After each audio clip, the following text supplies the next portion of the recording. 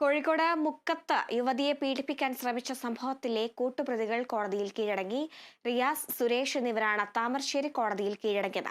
കൂട്ടുപ്രതികളെയും റിമാൻഡിൽ കഴിയുന്ന മുഖ്യപ്രതി മാമ്പറ്റയിലെ സങ്കേതം ഹോട്ടലുടമ ദേവദാസിനെ പോലീസ് കസ്റ്റഡിയിൽ ആവശ്യപ്പെടും. കോഴിക്കോട് മുക്കം മാമ്പറ്റയിലെ താമസ സ്ഥലത്ത് വെച്ച് കഴിഞ്ഞ ശനിയാഴ്ച രാത്രി ഹോട്ടൽ ജീവനക്കാരിയെ പീഡിപ്പിക്കാൻ ശ്രമിച്ച കേസിലെ കൂട്ടുപ്രതികളാണ് റിയാസും സുരേഷും. സംഭവത്തിനു ശേഷം ഒളിവിൽ കഴിയുകയായിരുന്ന ഇവർ കണ്ണൂരിലുണ്ടെന്ന വിവരത്തെ തുടർന്ന് മുക്കം പോലീസ് അങ്ങോട്ടേക്ക് പുറപ്പെട്ടിരുന്നു. പോലീസ് പിടികൂടുമെന്ന് ഉറപ്പായതോടെയാണ് കൂട്ടുപ്രതികളായ റിയാസും സുരേഷും ഉച്ചയോടെ താമരശ്ശേരി 1-ാം ക്ലാസ് മജിസ്ട്രേറ്റ് കോടതിയിലെത്തി കീഴടങ്ങിയത്.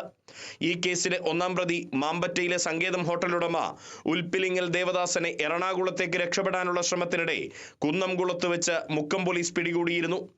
കോടതിയിൽ ഹാജരാക്കിയ ദേവദാസനെ 14 ദിവസത്തേക്ക് റിമാൻഡും ചെയ്തിരുന്നു. ഹോട്ടലുടമ ദേവദാസനെ കൂടാതെ കൂട്ടാളികളായ റിയാസ്, സുരേഷ് എന്നിവരാണ് യുവതിയെ പീഡിപ്പിക്കാൻ ശ്രമിച്ചത്.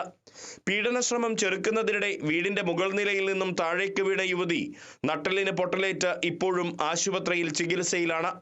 അതിനിടെ റിമാൻഡിലായ ദേവദാസനെയും കോടതിയിൽ കീഴടങ്ങിയ റിയാസ്, സുരേഷ് എന്നിവരെയും പോലീസ് കസ്റ്റഡിയിൽ വാങ്ങും. ഇതിനാവശ്യമായ കസ്റ്റഡി അപേക്ഷ ഉടൻ തന്നെ സമർപ്പിക്കാനാണ് മുക്കം പോലീസ് ഇൻസ്പെക്ടർ എസ് അൻഷാദിന്റെ നേതൃത്വത്തിലുള്ള അന്വേഷണ സംഘത്തിന്റെ തീരുമാനം. Riyas KMR, Kerala vision news, Kozhikode.